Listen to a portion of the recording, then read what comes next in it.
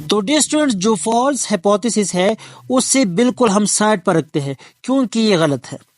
Experiment का जो result है डियर स्टूडेंट्स वो हमेशा करेक्ट आता है, लेकिन जरूरी नहीं है कि जो हमारा हाइपोथेसिस है वो क्या हो, करेक्ट हो। Hello dear viewers, welcome back to my YouTube channel study with botanist.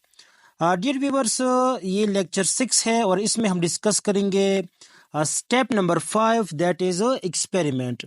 Dear students, हमने टॉपिक स्टार्ट किया था steps of solving biological problem. तो डियर स्टूडेंट्स, जो पहले 4 स्टेप है वो ऑलरेडी हम डिस्कस कर चुके हैं। तो डियर स्टूडेंट्स, आज हम इस वीडियो में डिस्कस करेंगे एक्सपेरिमेंट। डियर स्टूडेंट्स, जो एक्सपेरिमेंट है ये most important step of biological problem है। डियर स्टूडेंट्स, जो हमने हाइपोथेसिस बनाया था, अब हमें कैसे पता चलेगा कि जो हमारा टेंटेटिव आंसर था वो करेक्ट है या फॉल्स है? तो डियर स्टूडेंट्स, वो हम करेंगे थ्रू एक्सपेरिमेंटेशन। तो इस वजह से डियर स्टूडेंट्स, ये बहुत ही इम्पोर्टेंट स्टेप होने वाला है, क्योंकि ये जो स्टेप है डियर स्टूडेंट्स, ये हमें बताता है कि जो हमारा हाइपोथेसिस है वो करेक्ट है या फॉल्स है। इस वजह से डियर स्टूडेंट्स, जो एक्सपेरिमेंट है is the most important step of biological method.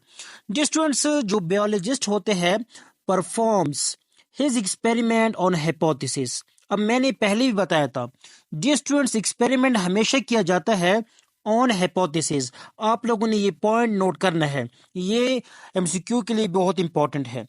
तो डियर स्टूडेंट्स, जो बायोलॉजिस्ट होते हैं वो अपने जो हाइपोथेसिस किए है उस पर एक्सपेरिमेंट करता है एंड चेक्स द डिडक्शन। और क्या चेक करता है? डिडक्शन को चेक करता है कि आया कि हमारा जो डिडक्शन है वो करेक्ट है या करेक्ट नहीं है।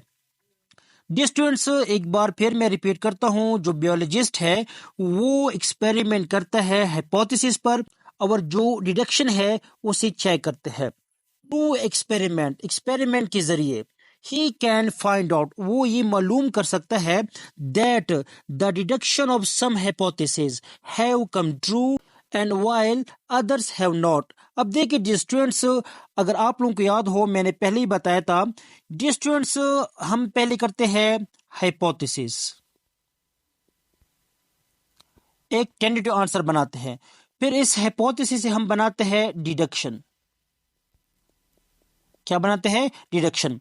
अब मैंने आप लोगों को ये भी कहा था कि जरूरी नहीं है कि प्रॉब्लम एक हो तो हाइपोथेसिस भी क्या हो, एक हो। हम अगर हाइपोथेसिस बनाए 3 तो 3 क्या होंगे हमारे पास? डिडक्शन होंगे। अब देखिए डियर स्टूडेंट्स, जब हम एक्सपेरिमेंट करेंगे इस हाइपोथेसिस पर तो हम क्या चेक करने वाले हैं? असल में डिडक्शन को चेक करने वाले हैं। अब देखिए डियर स्टूडेंट्स, अगर एक्सपेरिमेंट की वजह से ये जो डिडक्शन है ये क्या है? करेक्ट है। क्या है? करेक्ट है। तो जो हमारा हाइपोथेसिस है वो भी करेक्ट होगा। अगर हमारा डिडक्शन है डियर स्टूडेंट्स वो फॉल्स आ गया तो जो हमारा हाइपोथेसिस है वो भी फॉल्स आएगा। तो dear students, in this way, इस तरह द हाइपोथेसिस और प्रूव्ड, तो इस तरह हम ये जो हाइपोथेसिस है, जो हमारा मफरूज है, उसको हम इस तरह प्रूव करते हैं एज ट्रू और फॉल्स, कि जो हमारा हाइपोथेसिस है वो फॉल्स है या ट्रू है। तो हम क्या करते हैं? एक्सपेरिमेंट करते हैं हाइपोथेसिस पर और डिडक्शन को चेक करते हैं। अगर हमारा डिडक्शन करेक्ट है तो हमारा जो हाइपोथेसिस है वो भी क्या है? करेक्ट है, ट्रू है। अगर हमारा डिडक्शन क्या है? फॉल्स है, तो जो हमारा हाइपोथेसिस है वो भी क्या होगा? फॉल्स होगा। अब देखिए स्टूडेंट्स, जो हाइपोथेसिस क्या है? फॉल्स है, उसको किया जाता है रिजेक्ट। द फॉल्स हाइपोथेसिस और रिजेक्टेड। तो डियर स्टूडेंट्स, जो फॉल्स हाइपोथेसिस है उससे बिल्कुल हम साइड पर रखते हैं क्योंकि ये गलत है। एक्सपेरिमेंट का जो रिजल्ट है डियर स्टूडेंट्स वो हमेशा करेक्ट आता है, लेकिन जरूरी नहीं है कि जो हमारा हाइपोथेसिस है वो क्या हो? करेक्ट हो। While the true ones are accepted, जो हाइपोथेसिस क्या है? करेक्ट है, उसे एक्सेप्ट किया जाता है। अब देखिए डियर स्टूडेंट्स, हमने एक्सपेरिमेंट किया हाइपोथेसिस पर और हमने चेक किया डिडक्शन को। डियर स्टूडेंट्स, डिडक्शन की वजह से हमें ये पता चल गया कि जो हमारा हाइपोथेसिस है वो ट्रू होगा या फॉल्स होगा। कैसे? जो डिडक्शन करेक्ट है वो हाइपोथेसिस ट्रू होगा, जो डिडक्शन फॉल्स है तो हाइपोथेसिस भी क्या है? फॉल्स है।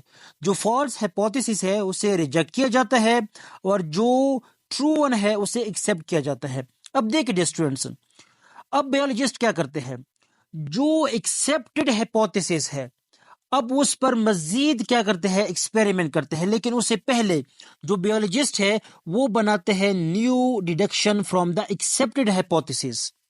क्यों बनाते हैं?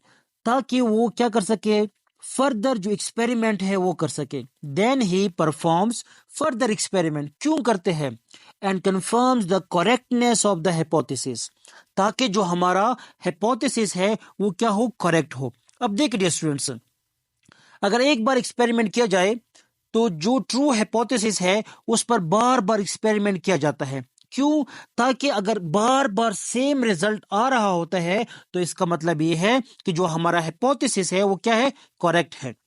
अब देखिए स्टूडेंट्स, यहां पर मैंने नोट लिखा है।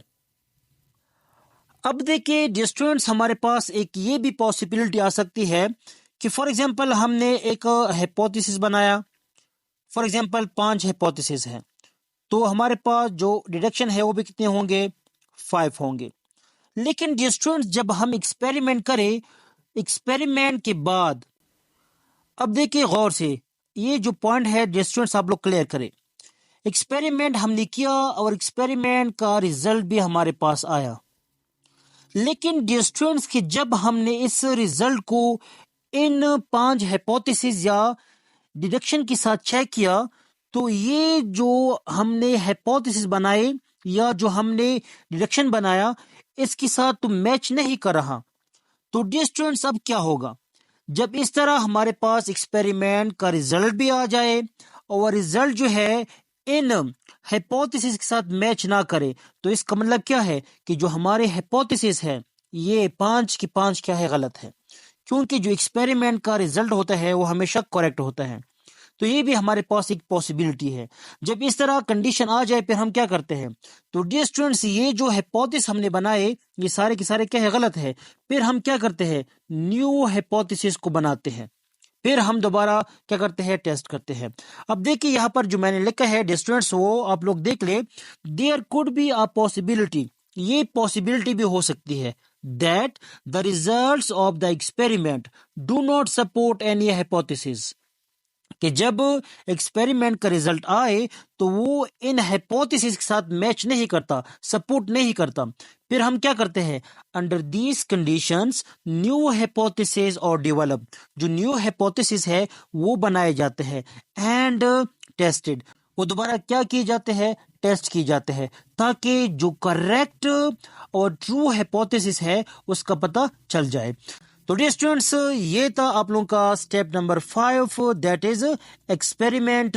और ये हमारे पास मोस्ट इंपॉर्टेंट स्टेप है, आप लोगों ने पॉइंट नोट करना है। क्योंकि डियर स्टूडेंट्स, एक्सपेरिमेंट की वजह से हमें पता चल जाता है कि जो हमारा हाइपोथेसिस है, जो हमारा मफरूजा है, जो हमने फर्ज किया था, जो हमने टेंटेटिव आंसर बनाया था, वो करेक्ट है या फॉल्स है।